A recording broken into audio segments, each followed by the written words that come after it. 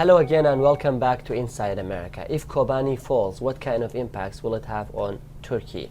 To discuss this subject, I am joined by Merve Tahiroglu, a researcher at Foundation for the Defense of Democracies.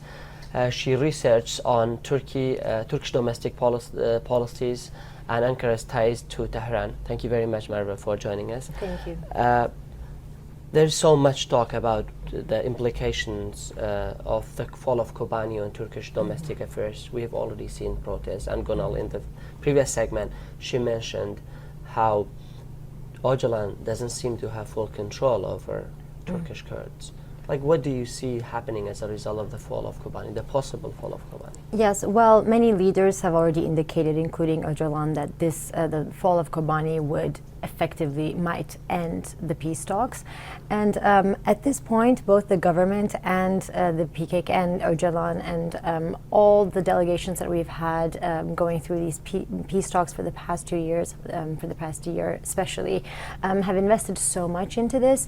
I don't think that any side would benefit from these peace talks falling, but this just shows how frustrated the Turkish Kurdish population is feeling of Turkish government's inaction in Kobani, especially in light of certain statements that the government has made, such as President Erdogan coming out and saying the PKK is equal of a threat to us as ISIS. He even made a statement saying, why should we care about Kobani? It's not our country. These things hinder the process in so many ways. I mean, but why is he doing that, really? I mean, he's on the one hand, he's engaged in dialogue with Öcalan, with the PKK, and then on the other hand, he says they're as bad as ISIS or the Islamic State. And then he says, well, we don't care what's going to happen to Kobani. Well, for Turkey, the priorities are very different in Syria. As much as they want Assad gone and they would like to see a new group emerging, they also want to keep a check on the PYD and the Syrian Kurds. So that's why I think at this point, Turkey is trying to make a decision between how they can prioritize their interests in Syria, except they don't seem to be doing a very good strategic move on that end, because what would happen in Kobani is going to affect Turkey not only in terms of its relations with its own Kurdish population and the PKK, but also because if Kobani falls, then Turkey's new neighbor is going to be ISIS, which is also a threat to Turkey. It seems to me that there's a priority problem right now in the Turkish government, as in it can't differentiate between what is more important for Turkey. Is it Assad? Is it PKK? Is it ISIS? It seems to be taking on all fronts, and it's not getting much. It's not getting what it needs from the international coalition, because that's not the way they see it. Are you personally optimistic or really pessimistic about the future of the peace talks? At this point, with what's been going on with Kobani over the past month, I would say it's really difficult to be optimistic. Blaise, if you talk about the PKK from the US perspective, we know that some European countries have said they might actually remove PKK from the terrorist list. You know, do you think that's even a remote possibility in the United States? I think in large part that's going to be dictated by Turkey's behavior. If Turkey continues to abstain from fighting ISIS, continues to let catastrophes like what we've seen in Kobani go on, and we continue to see the Kurds with the PKK in the mix in some way as the main fighters on the ground fighting IS, then the U.S. is going to have a relationship with them, because they're going to be the only ones that the United States can work with, whether it's the Peshmerga and the PKK in Iraq, or whether it's the YPG and the PKK on the ground in Syria.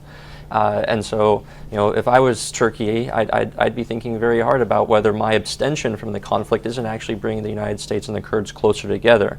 And I think that decision is really going to be critical. Why in the first place do you believe the PKK is in the U.S. terrorist list? We know that the PKK has never attacked Western targets, and recently it has refrained from attacking civilians in Turkey as well. Well, I think the reason for that is because there's a long history of friendship between the United States and Turkey. Turkey is considered to be a very important country for the United States, both geostrategically. It was for a long time a NATO ally that was sort of on the southeastern border, protecting against the spread of communism into southern Europe. And since that time, especially after 9/11, it's sort of been the moderate Muslim democracy that we wanted to see spread to the rest of the Middle East. And so Turkey's always been a critical country for the United States. Turkey sees the PKK as a terrorist group. And so I think out of sympathy for Turkey and out of sharing a certain common interest in fighting terrorism with Turkey, the United States has acted that way. But Merve, the European Union or European countries don't seem to have that degree of strong relationship with Turkey like the United States does. Well, there's still an alliance, and I think this is why the EU has also the PKK as on their designated list of terrorism. But I do think that right now what we're seeing is, as we've explained also, with the Kurds fighting ISIS stronger than Turkey, it almost seems like they're a better ally to the West at this point than Turkey is, especially in light of everything, all the developments that we've seen with Turkey and the West, a deterioration in relations over the past 10 years, I would say. So I think Turkey is quite cognizant, actually, of how the Kurds are looking to the West right now, and I think this is one of the reasons why Turkey even joined the anti-ISIS coalition. So, but honestly, after what France said, that it's going to arm the rebels, the YPG rebels in Syria, and apparently Germany has said so as well, it seems that Europe is breaking up from U.S. position on the PKK and on the Kurdish cause. I don't know if they could politically take it so far as to take the PKK off the list and actually engage and cooperate with them in the sense that building an actual alliance with them, because at the end of the day, Turkey is still, no matter what, still going through the accession process to the EU. There is still a very strong economic relationship between Turkey and these EU countries, with France, with Germany. So I don't think they could risk that, but I think this is a very good indication of where the West stands on how it sees the Islamic State and this counter-terrorism strategy against the Islamic State, and how they differ with Turkey. I think they're communicating to Turkey that this is real for us, and we're going to take whoever helps us on this, especially since you are not doing much. Right. Blaise, why don't you talk about the Incirlik base in Turkey, the U.S. Air base in Turkey? The United States wants to use that base, but can you come down to the basics and tell our viewers why that base is important in the fight against IS? Well, it basically comes down to geography. Currently, when the United States is flying airstrikes into Iraq and Syria, it's doing it from one of three places. It's doing it out of the Mediterranean, it's doing it out of the Persian Gulf, or it's doing it out of air bases in Doha. So the distances from any of those places to Iraq and Syria is far greater than it is from Incirlik, which means that planes that are flying there either have to carry less munitions so they can have more fuel and make the distance, or they have to be refueled, which is a complicated and costly addition to the process. So just having Incirlik would mean that we can fly more sorties much more easily and at slightly lower cost than using the bases we currently have. Also, if we're flying currently from the Mediterranean, that means if the U.S. planes are flying into Iraq, they're flying over Syria. Syrian air defenses have been something that the U.S. has been worried about for a while. It seems right now that the Assad regime is letting us do that, but it's always a question mark when they might decide to have a surprise in store for us, and that's also a worry. But that might never happen, because that could provoke a strong response from the United States. But if we stay on the Incirlik base and talk about the possibility also of a buffer zone, a no-fly zone in Syria, do you believe Turkey might eventually allow for that to happen only if the United States agrees to Turkey's demand to create a buffer zone? That's very clearly what Turkey's trying to do. It's nominally joined the anti-ISIS coalition, but only because it wants to take the anti-ISIS coalition and turn it into an anti-Assad coalition. And so it's holding out all these demands, saying that we want you to put up a buffer zone. We want all of the various on these. Need America. A long time ago. At some point, Turkish relationship with the neighbors were Syria. do you believe Turkey might eventually allow for that to happen? Only if the United States agrees to Turkey's demand to create a buffer zone? That's very clearly what Turkey's trying to do. It's nominally joined the anti-ISIS coalition, but only because it wants to take the anti-ISIS coalition and turn it into an anti-Assad coalition. And so it's holding out all these demands, saying that, you know, we want you to put up a buffer zone, we want all of the various things, and if you do all this, then we'll give you Incirlik, right? So clearly, Turkey thinks it can shift the United States' focus onto Syria, and then it might reward it with Incirlik. But I think the United States also needs to be thinking about other possibilities and whether Incirlik is really so important. There are definitely other places that the United States could look for basing rights to fly air missions out of that would give it the same benefits as Incirlik without having to deal with a difficult ally like Turkey. One place that comes to mind is the KRG. Merve, at some point, Turkish relationship with the neighbors were characterized as zero problems with the neighbors. How would you characterize it now? That was a long time ago. Before the Arab Spring How I started. would say it. Well, definitely, especially since the Arab Spring, Turkey's relations with most Middle Eastern countries, not even just its neighbors, have deteriorated considerably. And so I don't think there's any sense in talking about zero problems anymore, since clearly we have only problems, as we can see it right now.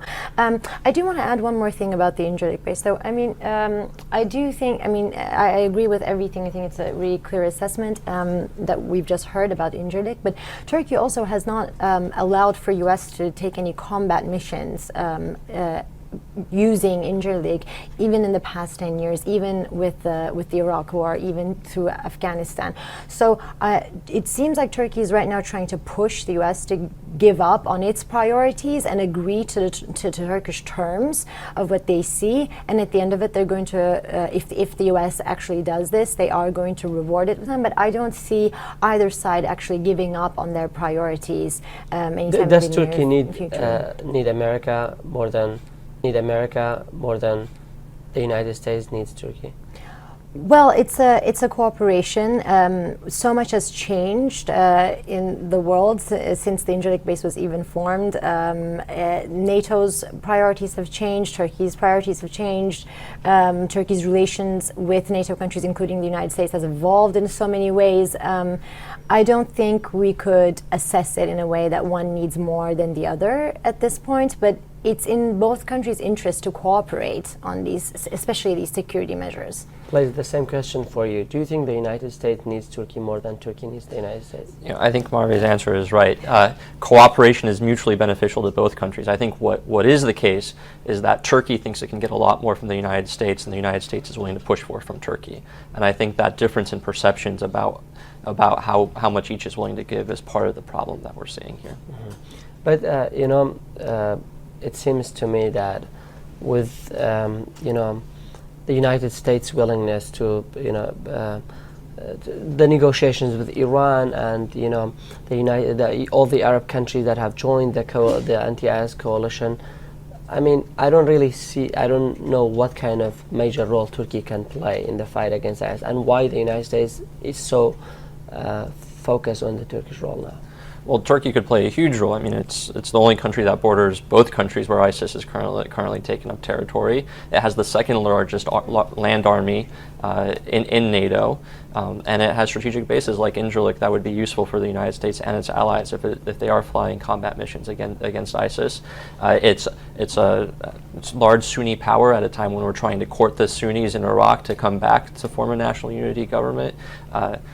If zero problems ever worked anywhere, it worked in Syria. We had Erdogan and Assad going out for vacations together. So if we're going to see any sort of change in Syria, Syria at this point is in rubble. If it's going to be rebuilt, let alone if we're going to form some sort of coalition government there, Turkey's going to have a role in that. So Turkey has a lot to offer. It just doesn't want to offer it. Blaise, Merve, thank you very much for joining us and for your strong analysis of the subject. Dear viewers, thank you very much for watching. Until next time, be well.